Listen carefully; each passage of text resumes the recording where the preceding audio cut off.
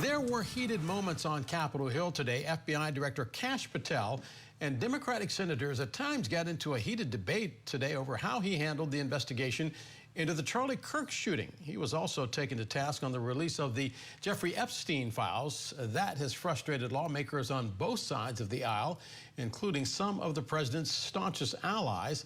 Scripps News congressional correspondent Nathaniel Reed was at today's hearing. He joins us live with details. And Nate, you say partisan fireworks. Absolutely, and look, we could see more of this tomorrow. Today was just day one of his appearances on the Hill. He's expected before the House Judiciary Committee tomorrow. That committee typically gets into partisan fireworks. We'll be watching closely. There's also a key Republican on that committee who wants the Epstein files released, so we'll be monitoring that for you tomorrow. But Del, to talk a little bit about the hearing today, to be clear, it was Democrats that went into this hearing as the most skeptical. Safe to say they walked out of it without a lot of answers to the questions that they were looking for. Kash Patel repeatedly engaging in kind of theatrics, if you will, with some of the Democratic members of the committee, accusing them of looking for a moment or a soundbite. At the same time, one Democratic senator leaving the hearing, in fact, multiple Democratic senators, but I want to play one for you. Senator Peter Welch leaving the hearing telling me that he does not have confidence in Kash Patel's tenure atop the FBI. Furthermore, he's not happy with the way that Kash Patel handled the searching for Charlie Kirk's killer last week, at one point claiming that there was someone in custody, later walking that back, ultimately announcing a victory once the FBI had caught the suspect who had, in some ways, turned himself in. Take a listen. How do you think he handled the manhunt in Utah? He took a lot more credit, I think, and he blew it when he said we had our person in custody, and it turned out he was wrong.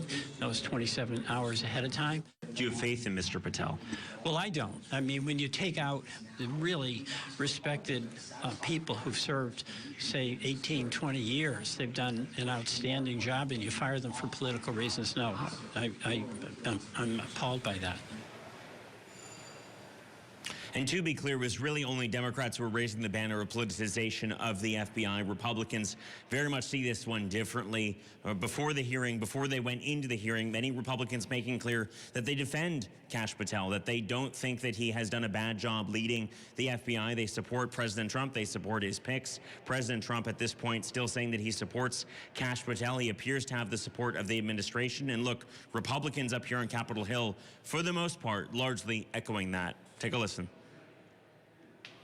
I've seen no reason for the armchair quarterbacks to be criticizing his performance. I think it's been commendable. I mean, it took roughly 33 hours to arrest the Charlie Kirk killer, and you know, there's always a certain fog that goes along with emergency situations like this. Yeah, he serves at the pleasure of the president. The president has confidence in it, and you know, that's good enough for me. The drama around the investigation, I'm okay with what happened, and we have the man in custody. And to be clear, the vast majority of that hearing, Del, was fairly mundane, with the exception of a couple of 10-minute blocks of senators' questions. Senator Cory Booker, Senator Adam Schiff, both standing out in terms of the questions and their exchanges with Mr. Patel. He does this all again tomorrow with the House of Representatives. Today was a 5-hour hearing. Tomorrow could be much longer, depending on, again, just how into it Kash Patel gets with some of these members of the House of Representatives before the House Judiciary Committee. Our congressional correspondent Nathaniel Reed for us live on Capitol Hill. Nate, as always, thank you very much.